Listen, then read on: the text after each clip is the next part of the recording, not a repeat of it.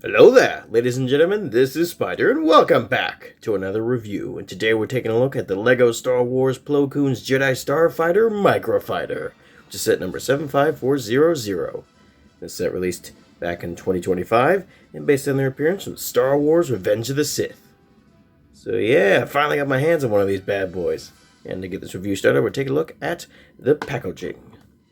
So here we have the box, and up front here you get a very nice image of Plo Koon and his starfighter. Got a bit of damage on the front, but nah, whatever. You get some stuff about the set. On the back you get another nice image of Plo Koon there. At the top here you got, that's a little too bright, yes, another image of Plo Koon. On the bottom you get some stuff. On the side you got some stuff. On the other side you get some more stuff, and that's pretty much it for that.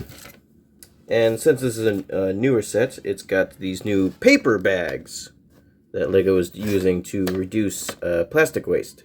And this is actually the first time I'm getting a set that actually came with paper bags. It's kind of neat to experience these for the first time. Although it was kind of weird, for some reason a couple of 2x8 plates were loose in the box, even though there's plenty of room for them to fit in the bags. That was kind of weird. Anyways, moving on to the instructions. You get image of Plo Koon on the front there. You get stuff telling you how to build the set. You get some advertisement for other stuff you can get. You get all of the pieces. And on the back, as always, win! Now it is finally time to move on to the set. And here we have the Starfighter Microfighter. Not a big fan of that name. Sounds a bit too repetitive. Anyways, this set takes a little over 11 minutes to build. And to begin, we'll take a look at the minifigure. And here is the Jedi Master Plo Koon minifigure. And I have to say, it is very nice to see Plo Koon back in LEGO form once again. And with a completely brand new head sculpt. This is entirely different from the original one that they used. And it's also completely different materials. While the original head was rubber, this one is actually solid plastic. So you don't have to worry about it wearing down. You also don't really have to worry about paint scraping because the eyes and the mouthpiece are actually separately molded pieces. At least it seems like they are. So that's really cool. And overall, the new head sculpt just looks very, very nice, and actually quite a bit better than the original one. The original head was a little too cylinder shaped, whereas this one looks more accurate to the film. So yes, very, very nice head sculpt. We'll kind of move that to the side. You see he's got some nice Jedi robes, and there is no arm printing, but I don't really care too much about the arm printing. It doesn't bug me all that much. And he also has some printing on the bottom of his feet. So that is nice. We'll flip around. Take a look at the back of the figure. You got some more nice detailing and sculpting. Overall, just a very, very nice looking minifigure. And of course, you do get his lightsaber, which we'll get him out here. And put that in his hand. And boom, he got a lightsaber. Isn't that nice? The set also includes Plo Koon's Astromech R7D4. But only the head. Yeah, it doesn't come with the body of the astromech, only the top piece, which is kind of disappointing. I would have hoped we were past the times where sets would only come with astromech heads, but apparently not. Anyways, we'll take a look at this. It's got some pretty nice detail on it. Does look pretty good. And while I don't have the original Plo Koon minifigure to compare, I do have the original R7 minifigure. Why do I have R7 and not Plo Koon? Honestly, just coincidence. I just got a big bulk of Legos, and this just happened to be in it, so yeah, it's just pure chance that I got this guy. But it's pretty convenient for this review, ain't it? So we can take them and compare the two astromechs. And I'm actually not sure which one is more accurate and which one isn't, because there are a few differences with them here and there. So yeah, and if you wanted to see it, you can take the new head and put it on the old body. And that doesn't look too bad. I think the brown of the new head is slightly different from the old body, but it's not too distracting. So now that we're done with the minifigures, we can take a look at the Microfighter itself. We'll bring it on close here. Zoom on in. And take a look at it. It's got some pretty cool colors. It's got this nice dark blue, which looks very, well, nice. Got a yellow bit there. You got the little clear bit there for the windshield. It's always funny when microfighters do that. You have the different pieces to represent the color patterns of Plo Koon's Starfighter. You got the bottom of it. And overall, well, you know, obviously it's a microfighter, so there's nothing too complicated going on here. It is a pretty neat little build. I did like it, especially with the engine.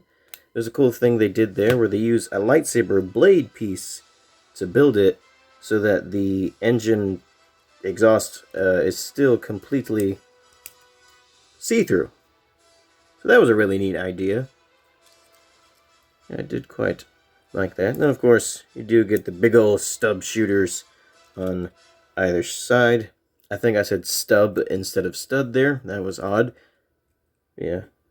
And I don't really feel like busting out the whole fire and range bit, so I'll just show how they do it shooting minifigures. So yeah, you know, they're pretty dang strong for how small they are. And you do get quite a few spares. I think it comes with like 5 of these little flat 1x1s. So you do get some spares if you lose them. Well, I say if, when you lose them, because you definitely are if you are actively firing these things. It's like the biggest drawback of stud shooters is that just studs are too dang small, man. And then, of course, you can add in the astromech and Plo Koon himself. You got 2 studs back there. So he sits comfortably in the cockpit. And that does look nice. And when Plo Koon is sitting in the ship, there actually is a little spot where you can click the lightsaber into place, which is quite nice. I like when there's like a little convenient storage space. I mean, it does kind of stick out a little bit, but since microfighters are meant for a younger age, I think it's fine. I think it does the job well. It is nice there's a little convenient spot to put it, so you're less likely to lose it. I do like that. And I do like this. I think they did a good job of representing Plo Koon's Starfighter in, you know, microfighter form. It looks quite nice. And I don't think I have much else to say about this set, so on to size comparisons. Oh, actually, before we move on, there was one more thing I wanted to say, and that is, if you're not a big fan of the stud shooters and you wanted to remove them, you can actually do so very easily. They just kind of just pop off like that, and actually looks quite a bit sleeker without them on. That does look quite nice. So if you want to do that, it actually looks pretty good without them. Alright, now on to size comparisons. So to start off the size comparisons, here it is with the Packet Destruction minifigure Mothra and the Packet Destruction minifigure Godzilla. Now on to some more relevant size comparisons. Here it is with the Captain Rex microfighter. Forgot what these things were called for a second. You can see it's pretty average sized microfighter. Here it is with the Millennium Falcon microfighter from 2014. And here it is with the 501st Legion Clone Troopers. I would compare them with some Wolfpack Clone Troopers, but unfortunately I don't own any. And here it is with the previous review, the Bandai Creations King Caesar. Apparently he has trouble standing on Legos. Well, I guess most people have trouble with that, so it makes sense. Now that we're done with all that, it's measuring time. Extend this measuring tape.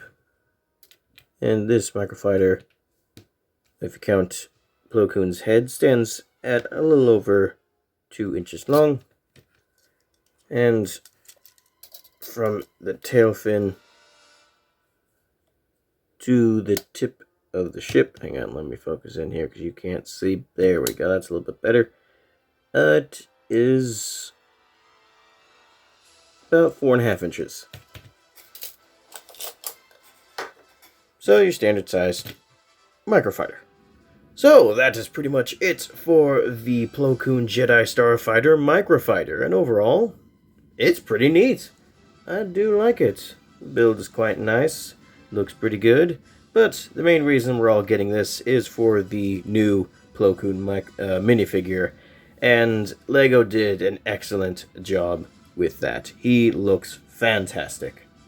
Yeah, and if you wanted this set for yourself, it's still in stores and is going for around $15, which seems a bit much. I was able to get it on sale for $12, which that is much more close to the price it should have been. Like Rex was only like $13, so like I don't know why this one was so much more expensive than usual. I don't get it, and I hope that is not like the new price that microfighters are going to be from now on. I mean, geez, I remember the days when $15 would get you a whole battle pack. Ugh. And if the set is going to be $15, I mean, at least include a whole astromech with it instead of just the head. So, yeah, that is the biggest issue that most people have with this microfighter, is the price just doesn't make a lot of sense. It doesn't feel justified. But other than that, it's pretty good. So, that is all I've got to say. Hope you all enjoyed. See you later. Sayonara. Bye.